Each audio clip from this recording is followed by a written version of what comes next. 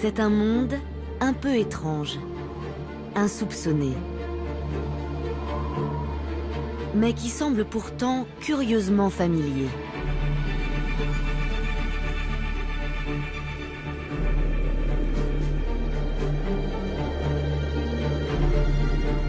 Sa surface rappelle les paysages de la Terre.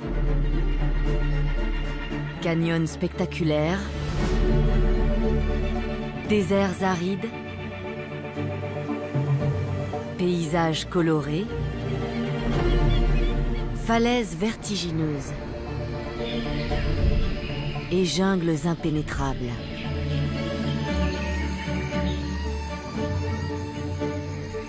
D'inquiétantes et innombrables créatures peuplent cet univers.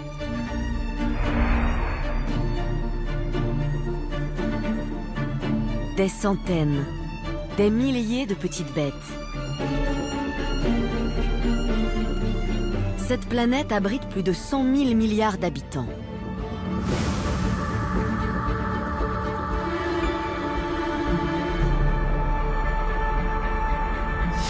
On pourrait penser qu'elle se trouve à des années-lumière de la Terre, perdue au fin fond de l'univers.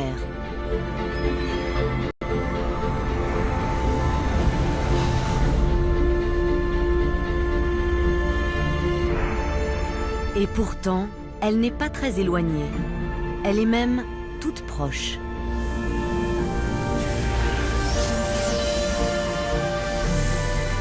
Et cette planète, c'est vous.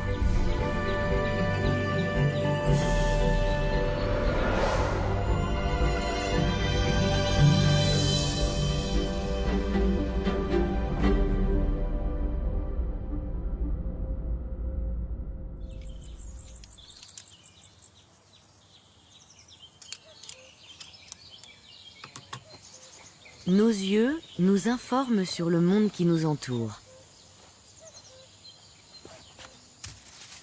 Ils nous permettent de voir de quoi il est constitué.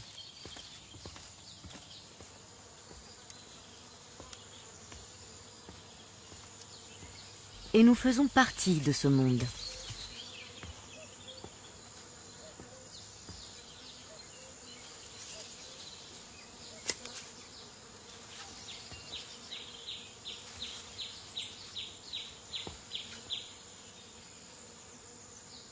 Nous nous voyons comme des personnes, des individus. Et si nous n'étions pas ce que nous pensons être?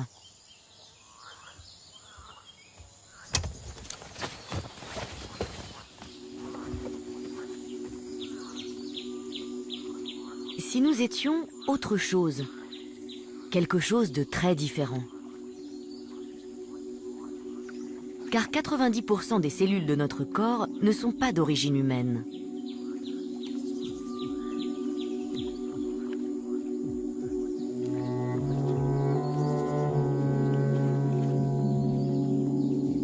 Nous ne sommes pas seulement des personnes uniques. Nous sommes de véritables écosystèmes.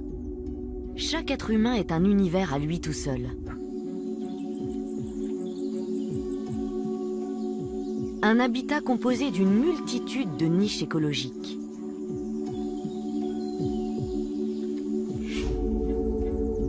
La surface de cette planète Homme est peuplée d'une prodigieuse variété de formes de vie.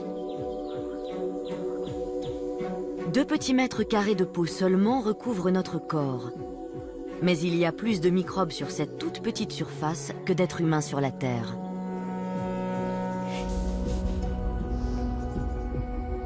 Notre peau accueille plus de 1000 espèces de bactéries différentes.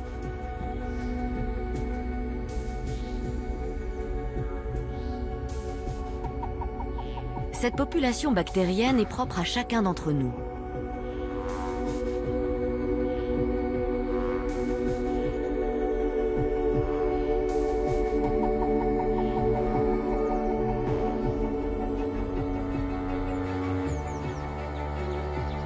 La génétique n'est pas la seule chose qui distingue les individus les uns des autres.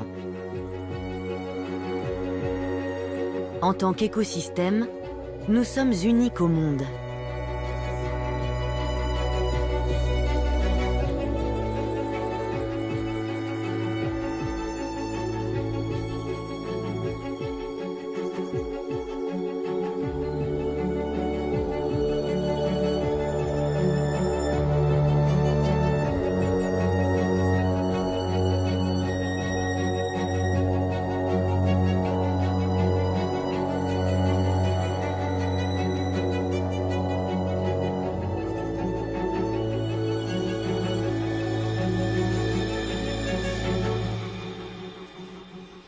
La nuit, beaucoup d'animaux s'éveillent.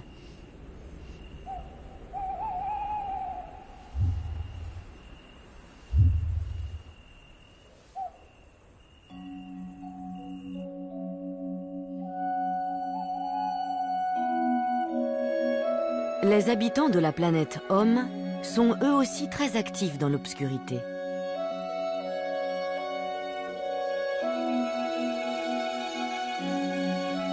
On en sait encore très peu sur ce monde invisible. Les chercheurs ne cessent de découvrir de nouvelles espèces.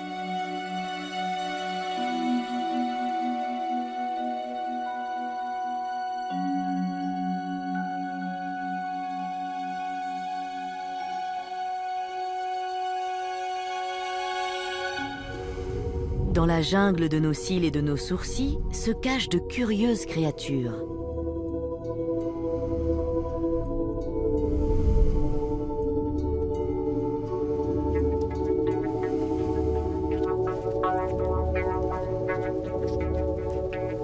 Les acariens d'Eumodex vivent sur les follicules pileux. Ils se nourrissent de sébum et de cellules de peau morte.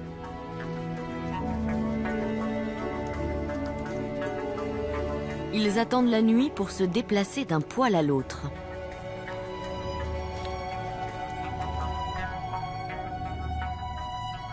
Ils mesurent moins d'un demi-millimètre et sont difficilement visibles à l'œil nu. Ils vivent pourtant sur chacun de nous et leur nombre s'accroît avec l'âge. Généralement, ils sont totalement inoffensifs. Ce qui n'est pas le cas de tous nos habitants. Autrefois, nous hébergions des espèces bien plus variées. Les boutiques vendaient du tissu couleur puce, une teinte supposée cacher ces indésirables parasites. On portait aussi des peaux de zibeline, destinées à les maintenir à distance de la peau.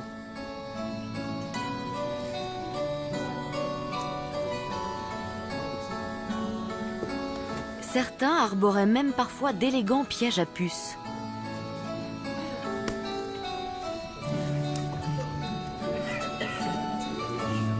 À l'époque baroque, la puce est devenue un personnage littéraire, avec des connotations souvent érotiques.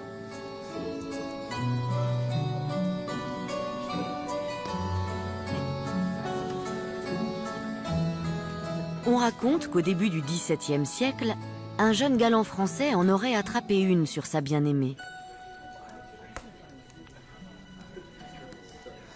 Il l'aurait enfermée dans un reliquaire qu'il portait autour de son cou. Chaque jour, il la nourrissait avec son propre sang. Les liens entre les deux amants en étaient ainsi renforcés.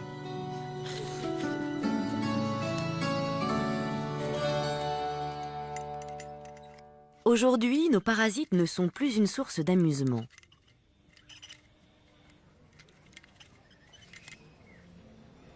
Sauf dans le dernier cirque de puces d'Europe.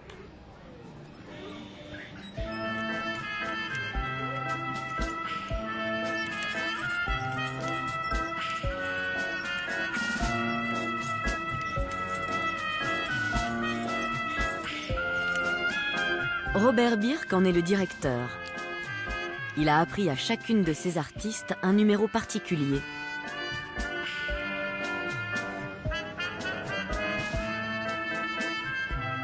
Celle-ci maîtrise parfaitement l'art du jonglage. Et cette autre est une buteuse hors pair.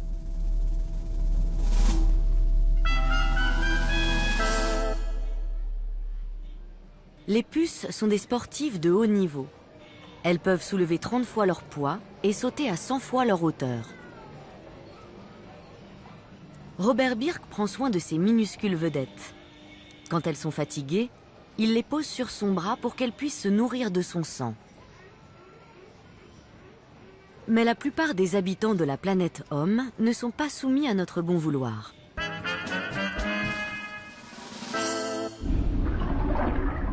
Et ce, pour une raison simple. Généralement, nous ignorons leur présence. du moins tant que l'équilibre entre les organismes utiles et nuisibles est maintenu. Cet équilibre est ce qui détermine notre état de santé. Il est extrêmement délicat. Le moindre changement peut avoir un effet dramatique.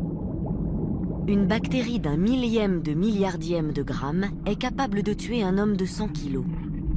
Mais pour cela, elle doit d'abord nous envahir et se multiplier. Et ce n'est pas facile. Partout sur la planète Homme, les activités microbiennes nocives sont combattues.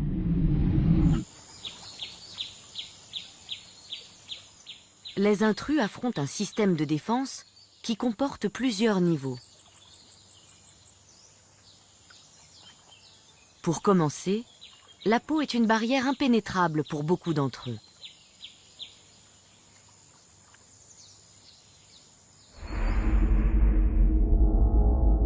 Cela tient surtout à la structure des cellules de l'épiderme.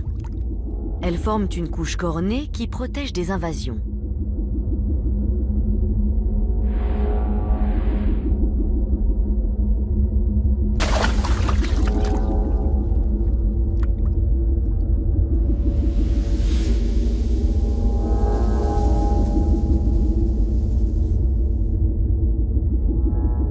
En plus de cette barrière physique, des substances chimiques produites par les glandes couvrent la peau d'une fine couche d'acide. Celle-ci empêche la plupart des indésirables de s'installer.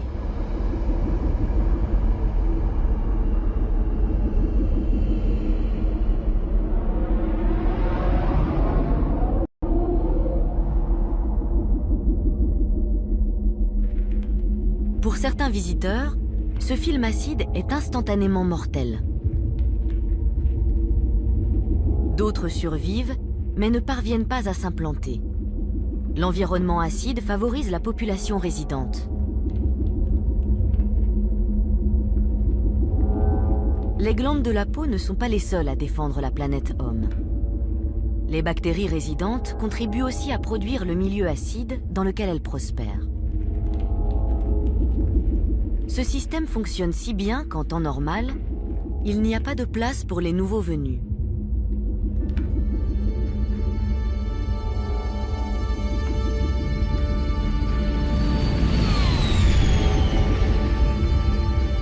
Le corps a une autre façon de s'assurer que les bactéries résidentes gardent le contrôle. Des particules de peau se détachent continuellement, emportant avec elles leurs millions d'occupants microbiens.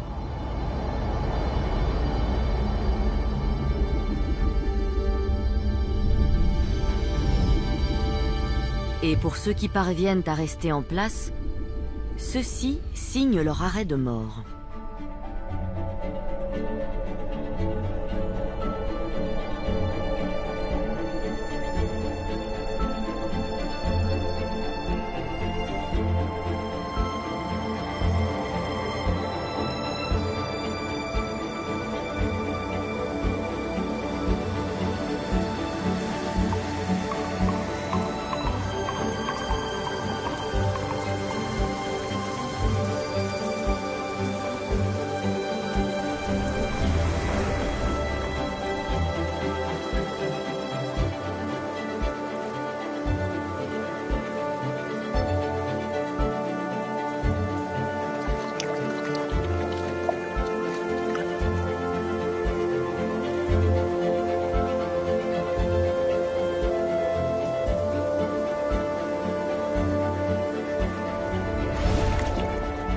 Le savon et le shampoing enrobent les particules de saleté et les bactéries.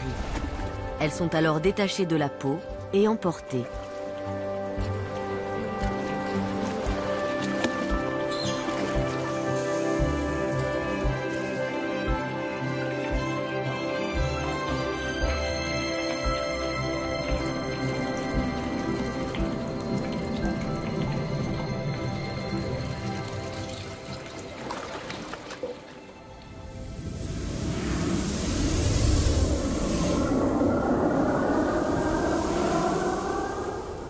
Le rituel de la douche quotidienne laisse de vastes espaces dégagés à la surface de la planète Homme. Ce sont autant de nouveaux territoires potentiels pour les bactéries colonisatrices. Après la toilette, le pH de la peau n'est plus acide, mais alcalin. Pour les non-résidents, c'est le moment idéal pour essayer de gagner du terrain.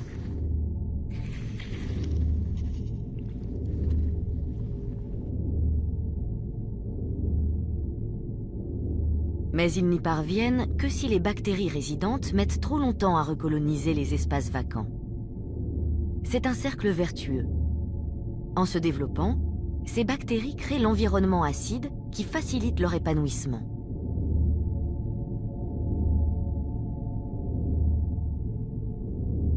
Si la peau est repeuplée suffisamment vite, les organismes étrangers ont du mal à la coloniser.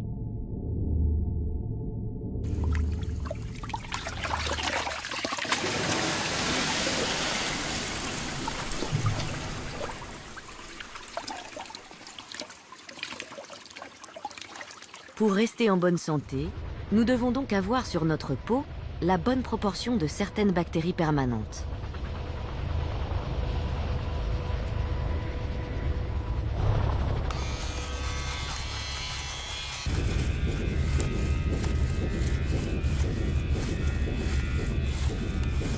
La composition de cette flore bactérienne varie d'une personne à l'autre.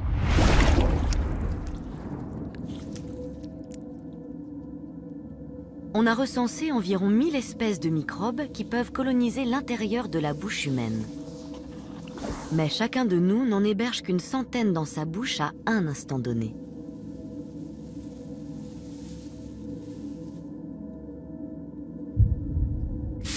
Notre ménagerie personnelle dépend beaucoup de nos habitudes et de notre mode de vie.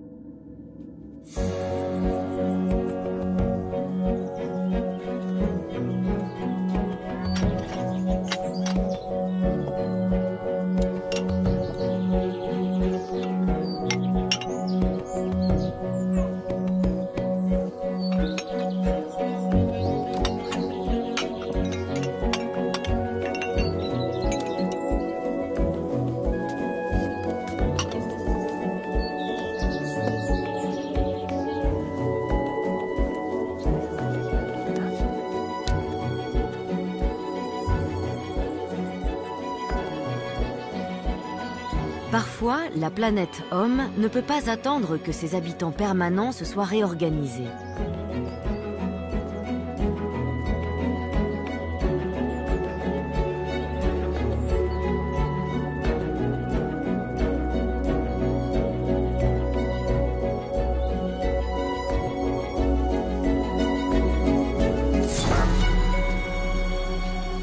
Quand les défenses de surface sont percées, un plan d'urgence se déclenche immédiatement.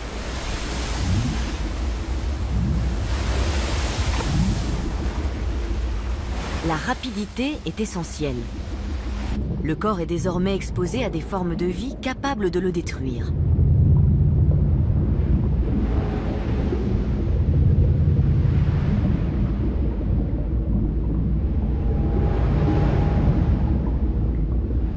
Les cellules du tissu endommagé libèrent des hormones. Celles-ci accroissent le flux sanguin et font augmenter la température locale. Cette chaleur stimule l'activité des globules blancs.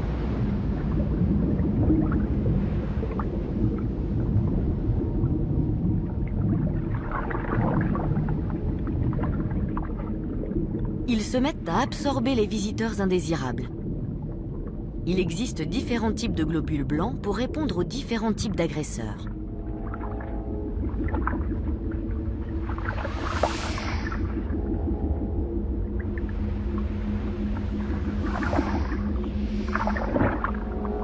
Malgré leur allure pataude, les globules blancs sont très mobiles. Et pour renforcer leur efficacité, ils possèdent des sortes de bras pour capturer les intrus.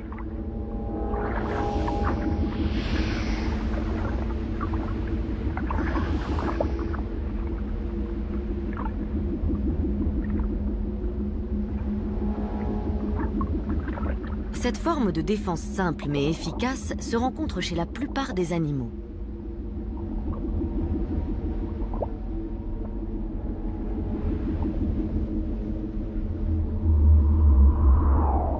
Les globules blancs communiquent lorsqu'ils travaillent. Ils émettent en permanence des messages chimiques spécifiques pour appeler des renforts.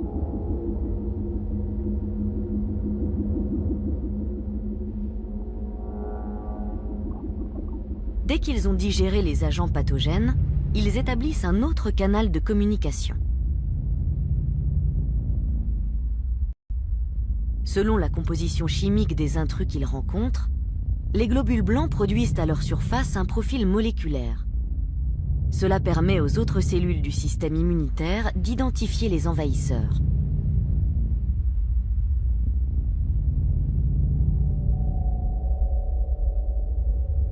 Cette information déclenche l'intervention de forces défensives plus spécialisées.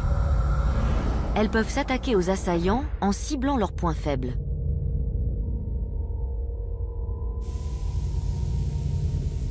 Il faut parfois des jours avant que cette défense sur mesure soit à son maximum d'efficacité. Mais si le système immunitaire a déjà rencontré un envahisseur par le passé, il réagit beaucoup plus vite.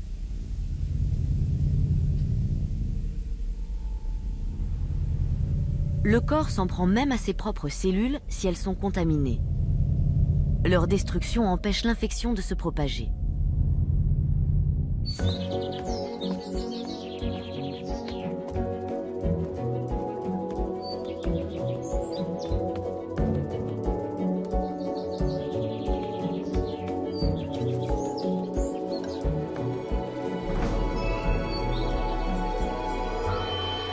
Mais que se passe-t-il à l'endroit où la peau a été percée?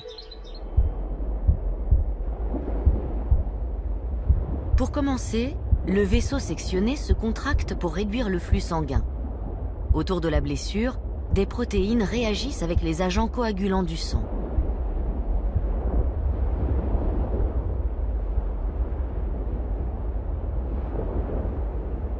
Cela fait s'agréger les plaquettes sanguines.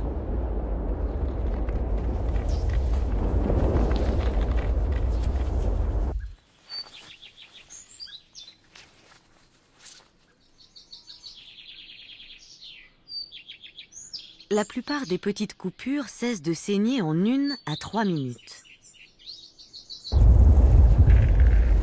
Puis la coagulation proprement dite commence.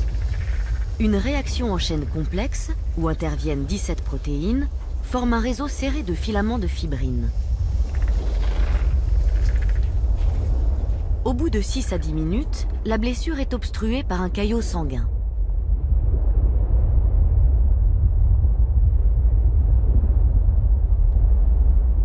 Ces brins de fibrine sont 1000 fois plus fins qu'un cheveu. Ils sont cependant très élastiques.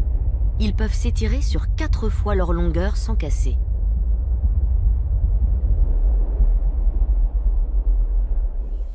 À l'extérieur, une croûte vient protéger la blessure.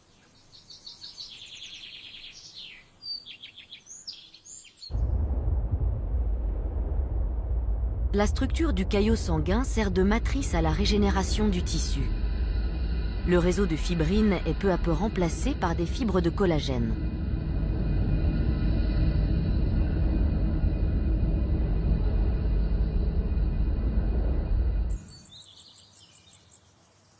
Il faut 2 jours aux couches supérieures de la peau pour se reconstruire. Au cours des mois suivants, le tissu continue à se modifier jusqu'à ce qu'il soit complètement réparé et que les tissus conjonctifs et les nerfs soient restaurés.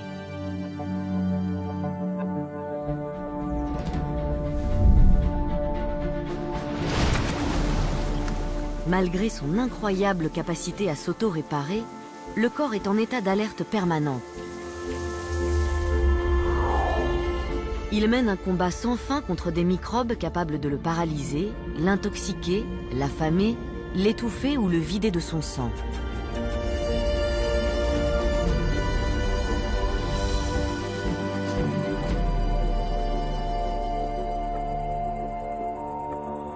Une guerre souvent insoupçonnée fait rage à l'intérieur de chacun de nous.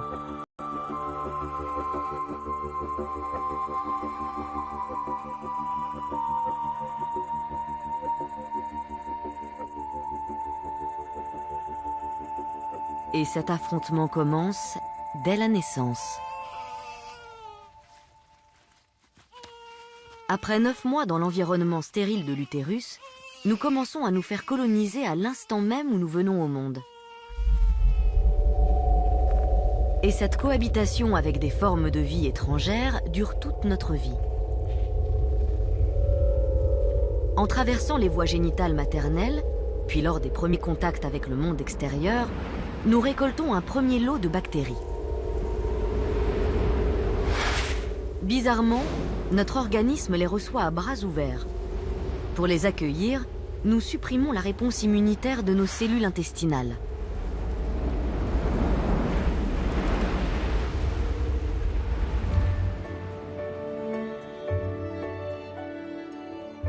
Quand nous naissons par voie naturelle, notre flore bactérienne nous est transmise essentiellement par notre mère.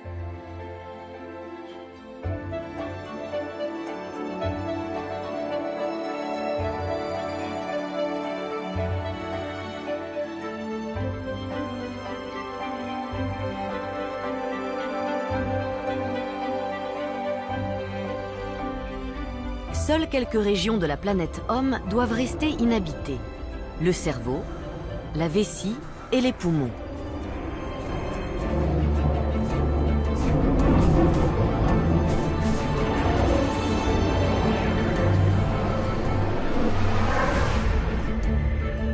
Toutes les autres niches sont occupées par des microbes.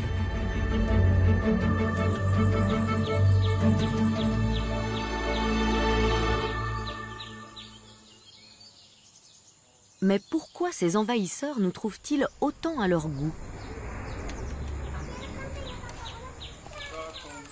Nous sommes très forts pour nous procurer des aliments riches en énergie. En nous nourrissant, nous nourrissons aussi près de 2 kilos de micro-organismes étrangers.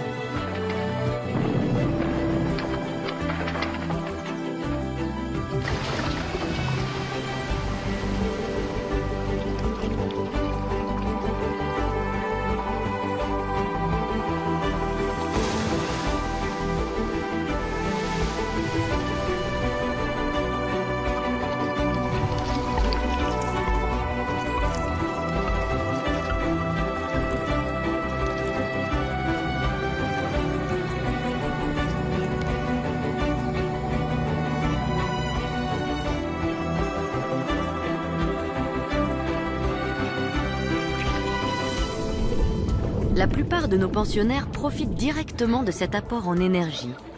Ils prélèvent leur part à chaque étape de la digestion.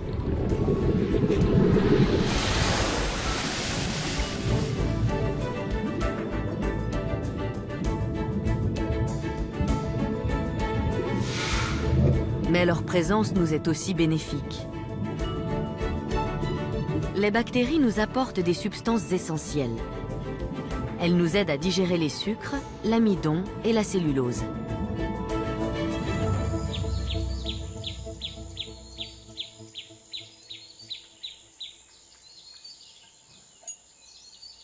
Les nombreuses opportunités que nous offrons attirent constamment de nouvelles formes de vie bactérienne.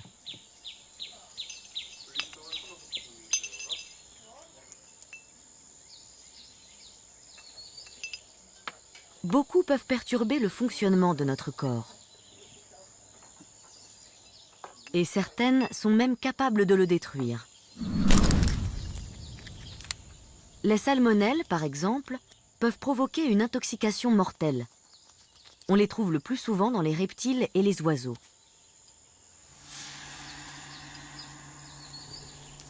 Elles peuvent passer dans notre tube digestif par le biais d'une coquille d'œuf. Les salmonelles possèdent une arme secrète.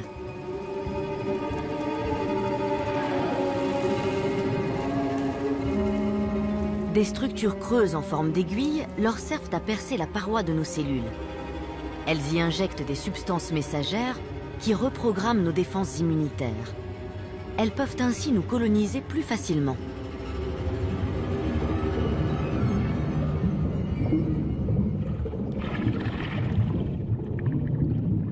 Les envahisseurs nuisibles et les microbes utiles sont souvent de proches cousins. Escherichia coli est une bactérie qui nous aide à digérer les sucres et qui synthétise aussi la vitamine K, essentielle à la coagulation du sang. Mais certaines souches de cette bactérie produisent de puissantes toxines à l'origine de maladies mortelles. Heureusement, bien souvent l'invasion échoue pour une raison simple. Toutes les niches sont déjà occupées. Peu adaptables, les bactéries ne survivent pas longtemps s'il n'y a pas de place pour elles. Le corps humain se défend en occupant tout le terrain. C'est une forme de défense qu'on appelle résistance à la colonisation.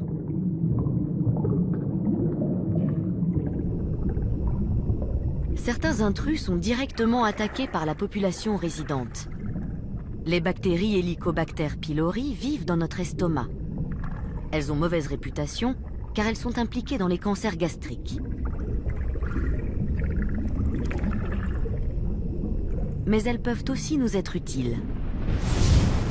Quand des intrus tentent de s'installer, certaines commettent des attentats suicides. Elles s'autodigèrent et libèrent des toxines qui détruisent les indésirables.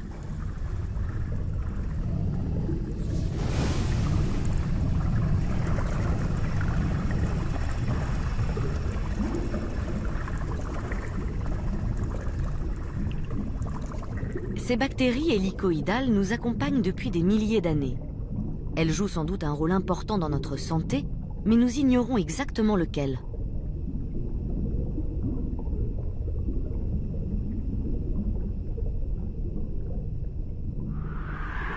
Nos minuscules locataires ne décident pas seulement de notre sort individuel. Certains ont marqué l'histoire. En 1812, lancé à la conquête de l'Europe, Napoléon a entamé la campagne de Russie. Il a envoyé 600 000 hommes contre l'empire du Tsar. L'entreprise s'est soldée par un désastre humanitaire. Et les petits habitants de la planète Homme ont joué un rôle majeur dans cette défaite.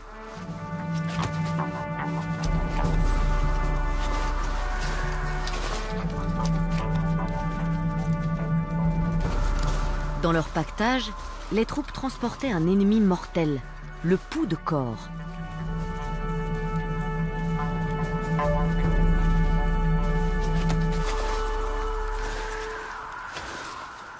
C'est une des raisons pour laquelle beaucoup de soldats ne sont jamais revenus de Russie.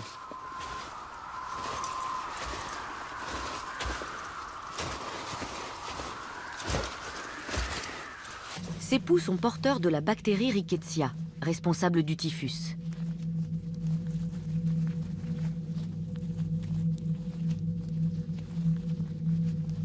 Le terrible hiver russe a permis aux poux de trouver facilement de nouveaux hôtes.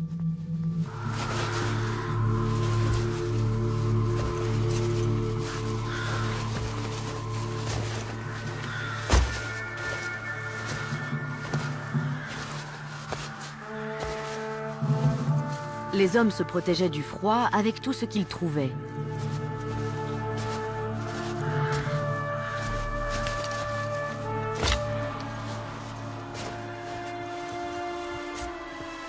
On a récemment découvert une fosse commune près de Vilnius, en Lituanie. Les analyses ADN ont montré qu'un tiers des soldats inhumés étaient morts de maladies transmises par les poux de corps.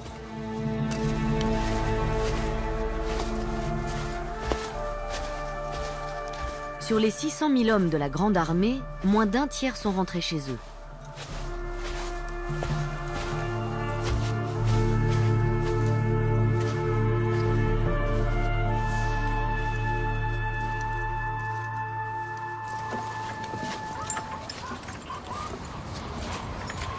Ce n'était pas la première fois que nos microscopiques pensionnaires changeaient le cours de l'histoire.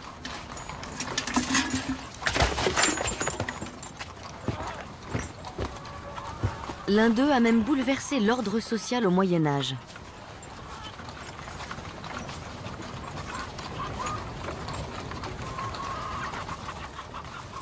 Les rats abritent de nombreux parasites, dont des puces. Celles-ci ne sont pas exigeantes sur le choix de leur hôte.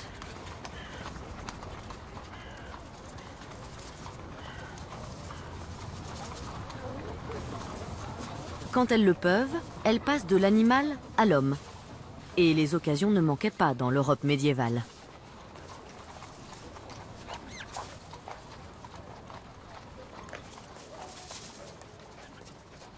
En piquant, les puces transmettaient une bactérie mortelle, Yersinia pestis. Pour ne pas être attaquées par le système immunitaire, ces bactéries pénètrent dans nos cellules et s'y multiplient. Elles finissent par envahir les organes et le sang. Elles ont notamment pour effet d'inhiber la coagulation sanguine. La maladie peut prendre une forme pulmonaire ou cutanée.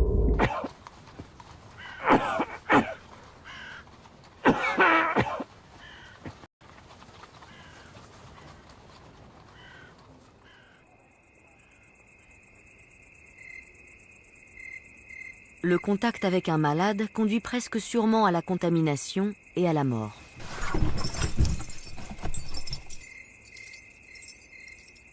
Au milieu du XIVe siècle, la peste noire a tué au moins un tiers de la population européenne. Plus de 20 millions de personnes.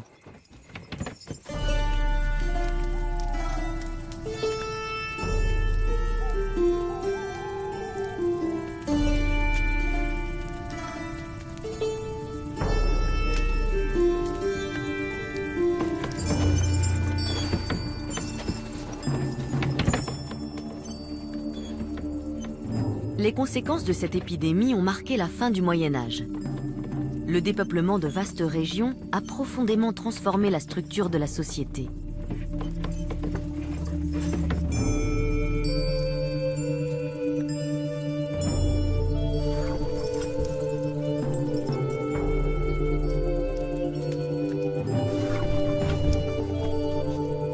Les terres ont été redistribuées et le prix de la main-d'œuvre a augmenté.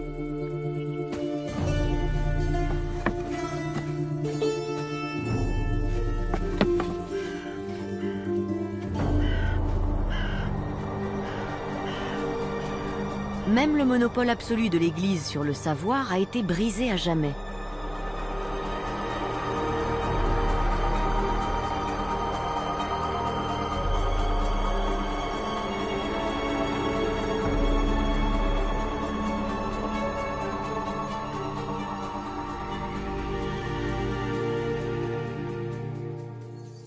Les rats sont longtemps restés associés à la mort et à la putréfaction. Mais cette idée a fini par disparaître de notre mémoire collective.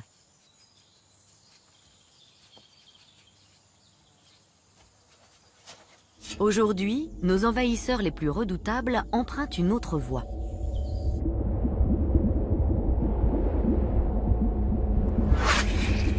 Voici l'animal le plus dangereux du monde. Il provoque la mort de plus d'1 million de personnes chaque année. La femelle du moustique anophèle a besoin de sang pour nourrir ses œufs. Si sa victime précédente avait le paludisme, les parasites de cette maladie se trouvent désormais en elle.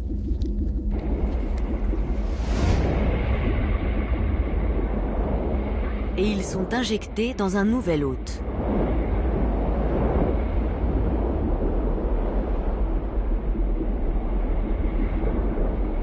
Ils se déplacent dans le sang jusqu'à trouver le bon endroit pour se multiplier. Ils s'y cachent ensuite pendant des mois, parfois des années.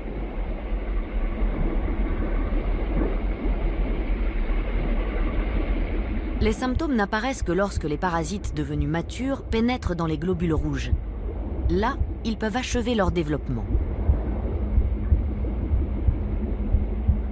À l'étape suivante de leur cycle de vie, ils font éclater les globules rouges infectés.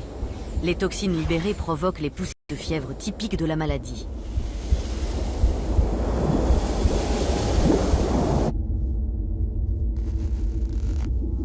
Après 2 à 4 semaines, une nouvelle génération de parasites du paludisme est prête à contaminer une autre victime. Et elle quitte la planète Homme pour retourner aux moustiques.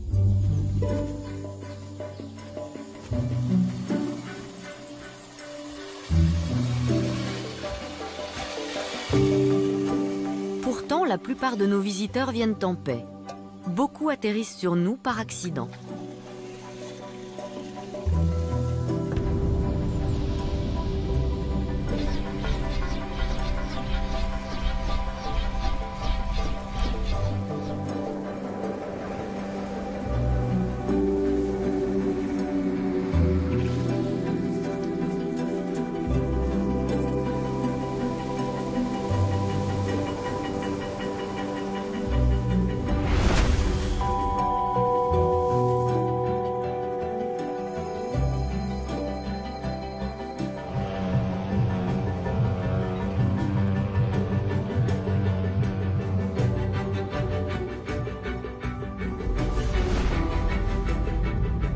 Vus de près, les pollens des plantes présentent des formes extraordinaires.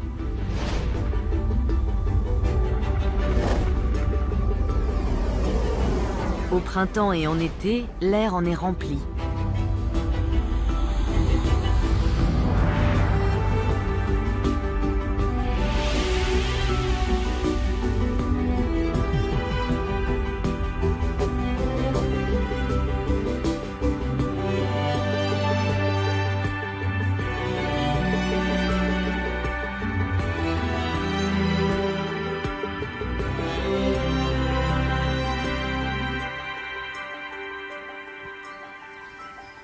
Les particules de pollen sont microscopiques.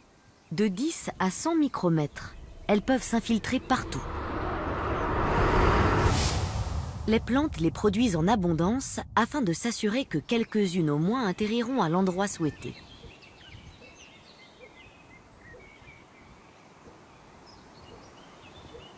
Si elles se posent sur la planète Homme, il ne se passe normalement rien de spécial. Le corps ne réagit en effet qu'à une menace potentielle. Les grains de pollen sont traités comme des poussières inoffensives. Le mucus qui tapisse nos narines les évacue.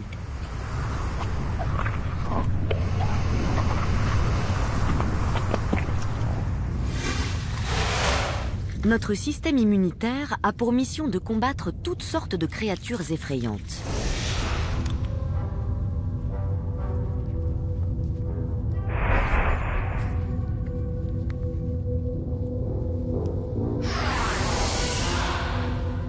Sans ce mécanisme de défense, l'espèce humaine n'aurait jamais survécu.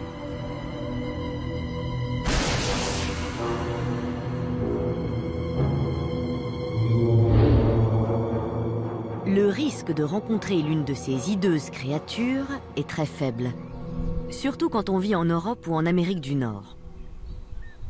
Mais notre corps est programmé pour affronter toute une variété d'intrus. Il lui arrive de réagir de façon excessive. Les grains de pollen sont alors traités comme des attaquants mortels.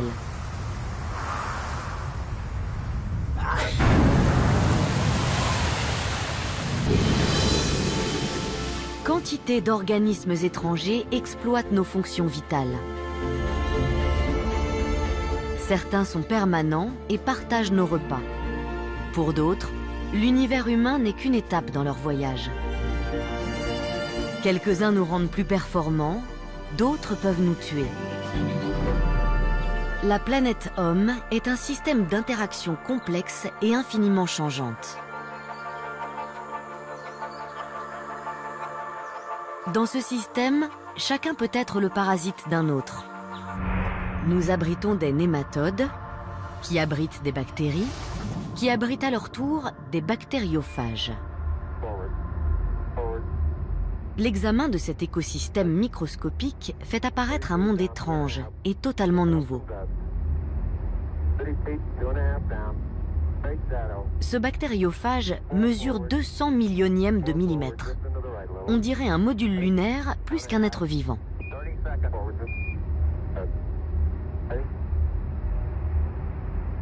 Il est sur le point d'atterrir sur un Escherichia coli. En comparaison, celui-ci paraît gigantesque.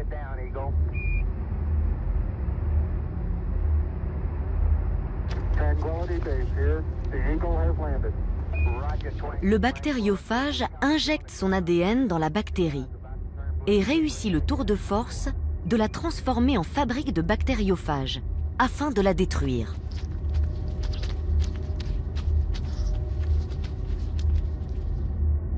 Cette faculté lui vaut un intérêt croissant des immunologues.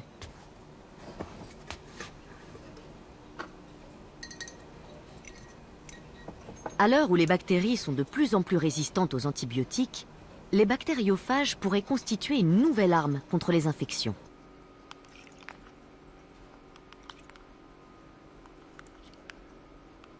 Les richesses de l'écosystème humain n'intéressent pas que les chercheurs.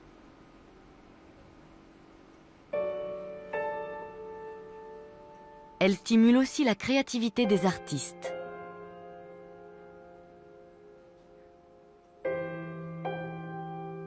Avec l'aide du technicien de laboratoire Eric Schopf, Sonia Boimel a imaginé une façon unique de visualiser la surface invisible du corps.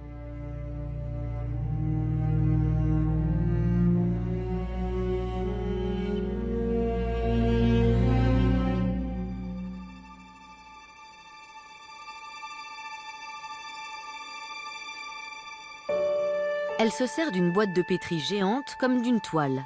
Et les bactéries présentes sur sa peau font office de peinture.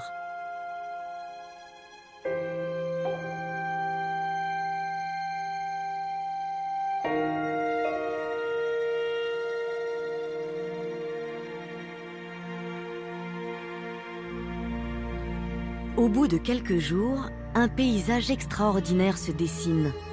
Le reflet des différents êtres vivants qui peuplaient son corps à un moment précis.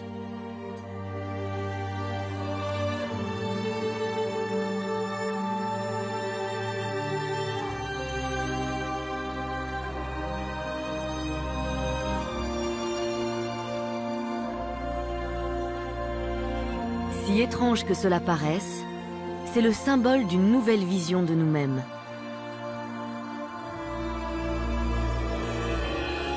Cette boîte de pétri grandeur nature est comme un miroir magique. Elle révèle notre véritable identité biologique.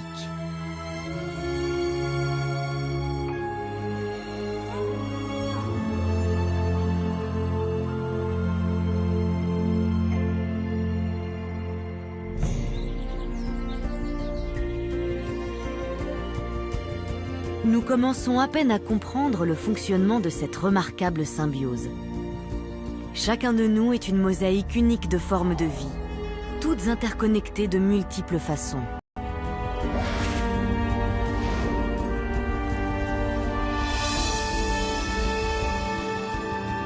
Nous ne pouvons survivre qu'en partenariat avec ces organismes étrangers. Sans eux, même la plus élémentaire forme d'existence humaine serait impossible.